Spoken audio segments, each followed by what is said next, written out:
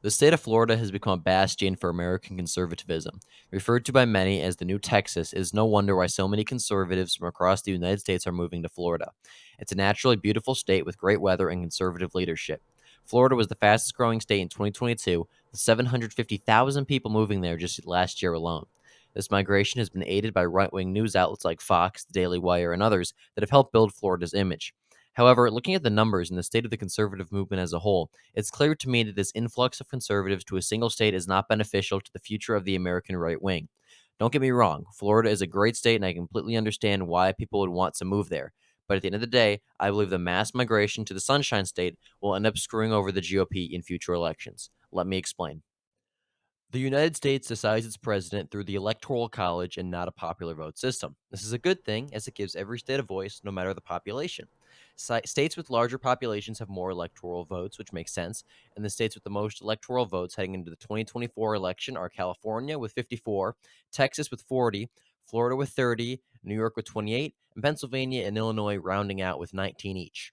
Of these states, New York, California, and Illinois are Democratic strongholds. Pennsylvania is the ultimate swing state, and Florida and Texas are both Republican, but not by the margins that California and New York are for the Democrats. The margins do matter, as these Democratic states are kind of going more Republican, but they're just overwhelmed. There's just so many Democratic votes that it really doesn't matter, and none of the three are likely to flip anytime soon. Texas and Florida are trending in different directions, however. Well, yes, they both voted for Donald Trump in 2020, and Trump did 3 percentage points worse in Texas than he did in 2016. In Florida, Trump did about 3 percentage points better than he did in 2016. In 2022, Florida Governor Ron DeSantis received 59% of the vote, while Texas Governor Greg Abbott received 54%.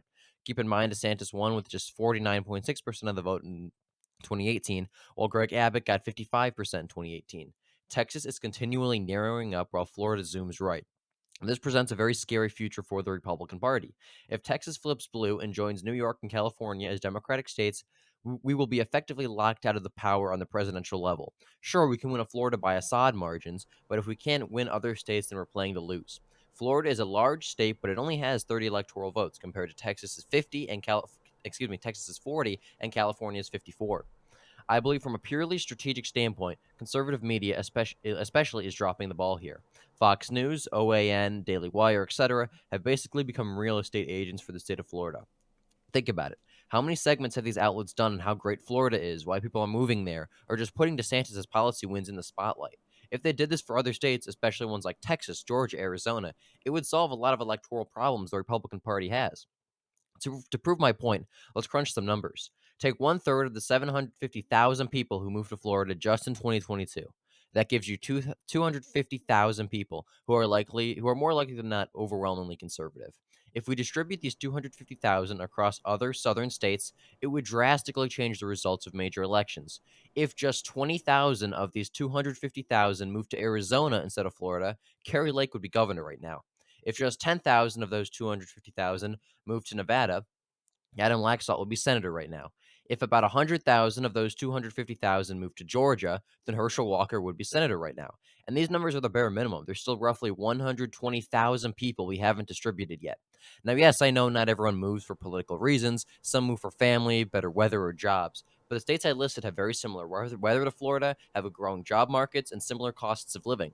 Looking at the bigger picture, I think right wingers should change their focus from making Florida this great place to move and start focusing on other states that, from a strategic standpoint, make more sense for conservatives to go to.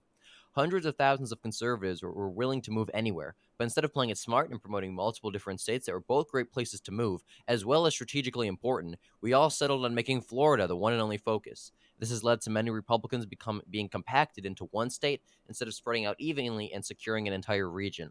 All I can say is if you are a conservative watching this video who is considering moving south, at least look into states like Texas, North Carolina, Georgia, Arizona, Nevada. If enough of us flock to these states, even if it's just fractions of the number of people heading to Florida, we may be able to secure a Trump or DeSantis victory in 2024 and Republican wins beyond. Thank you for watching this video. I do hope you enjoyed, and if you did, please like and subscribe for more.